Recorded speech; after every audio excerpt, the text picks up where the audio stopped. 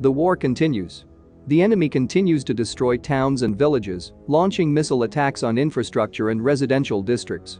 The Ukrainian armed forces valiantly gave a well-deserved rebuff, destroying the enemy's manpower, equipment, aircraft and even warships. Modern warfare also requires modern weapons like the Turkish Bayraktar UAV, which destroys columns of passenger armored vehicles and strikes where they least expect. This is a modern weapon, which is still rare in the world.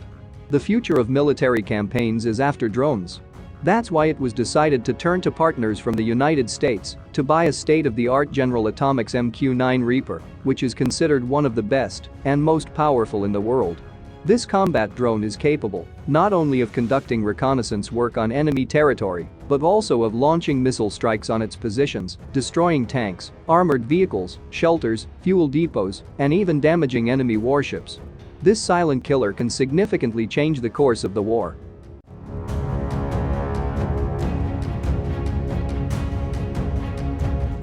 What is MQ-9 Reaper? The MQ-9 Reaper is a further development of the MQ-1 Predator drone which was in service long before the war. The MQ-9 Reaper takes the reconnaissance and surveillance roles of the MQ-1 and combines it with a much more powerful engine and a more load-bearing wing designed for weapons to effectively make it one of the first true hunter-killer drones. Like most modern UAVs, the MQ-9 has an exceptionally long endurance rate for an aircraft of its size of 14 hours. This is essential, however, for it to fully utilize its surveillance role in combat and allows the aircraft to loiter over a target long enough for it to be identified as a civilian or a hostile. The MQ-9 may also soon gain the role of utilizing air-to-air weapons, but due to its structure not being designed for dogfighting, this may be limited purely to self-defense. Surveillance is conducted through the use of an AP-8 Lynx 2 radar and an AND-OS-1 MTSB multispectral targeting system. The MQ-9 Reaper can perform missions such as ISR, intelligence, surveillance and reconnaissance, close aviation support, or CSAR, combat search and rescue, such as searching for pilots of downed aircraft. The Americans also use them to monitor convoys and defensive operations, clear routes, set targets and control high-precision weapons. The aircraft first flew in prototype form on 2 February 2001 and entered service about 6 years later with the U.S. Air Force on 1 May 2007. Since it was introduced, the MQ-9 has seen service in Afghanistan, Iraq, Pakistan, Somalia, Libya, and Mali as of 2015.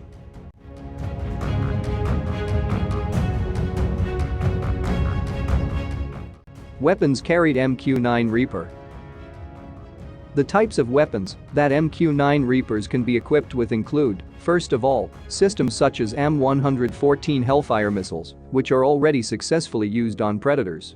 These are guided air-to-ground missiles designed to hit armored, lightly armored and other targets that require precise strikes. Another weapon is the GBU-12 Paveway 2 system, high-precision air bombs based on the classic Mk-82 bombs, weighing 227 kilograms and equipped with a laser guidance system. The MQ-9 Reaper can also use GBU-38 Joint Direct Attack Munitions, a long-known JDAM bomb. The GBU-38 version is the lightest version, so it is suitable for use by drones. JDAM bombs have a control section and are aimed at the target using GPS and an inertial system.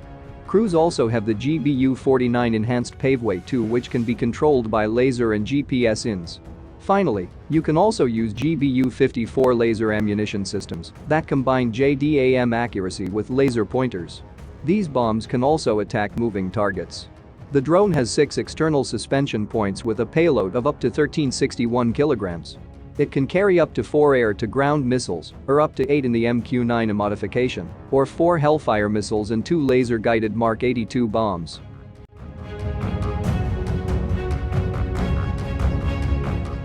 MQ-9 Reaper owned system. What makes the MQ-9 Reaper extremely effective is its on-board multispectral targeting system, which provides visual identification of targets. In the MTSB version, the crew has an infrared sensor, color and monochrome day camera, infrared, shortwave, camera, laser distance indicator and laser target illumination system. Basic systems can be complemented by bunkers.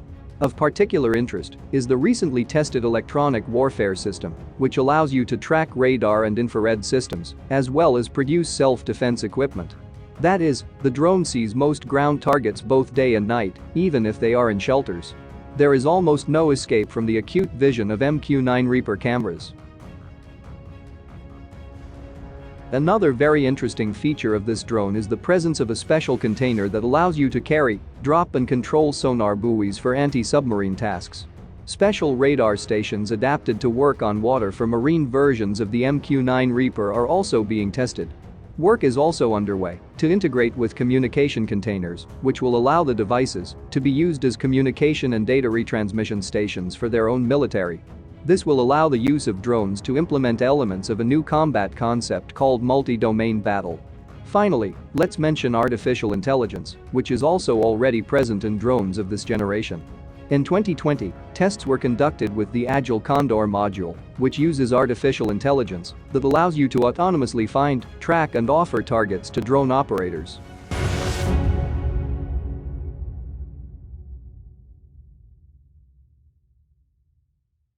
MQ-9 Reaper price.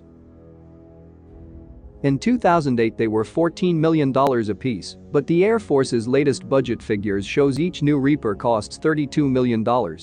That makes them even more expensive than the pricey, top-end A-64E Apache attack helicopter. It is a lot for what is, at heart, supposed to be an expendable drone. The Reaper or Predator B is an upgrade of the original MQ-1B Predator, which was retired in 2018 by the USAF.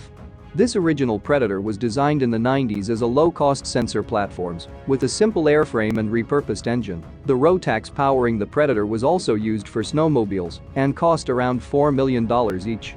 This rose to about $7 million by 1997. The price inflation from $4 million to $7 million to 14 meters to the current $32 million is no great surprise. Increased performance always has a disproportionate effect on cost, and continual upgrades mean continual price hikes. Military aircraft are notorious for following Augustine's laws. These are a set of semi-satirical observations formulated by a defense industry procurement executive in the 1980s that predict that by 2054 the Air Force and Navy will only be able to afford a single aircraft between them. But that $32 million price tag means that the Reaper could not be bought in large numbers. It also means the Reaper is not as expendable as the Predator, and losses cannot not be ignored.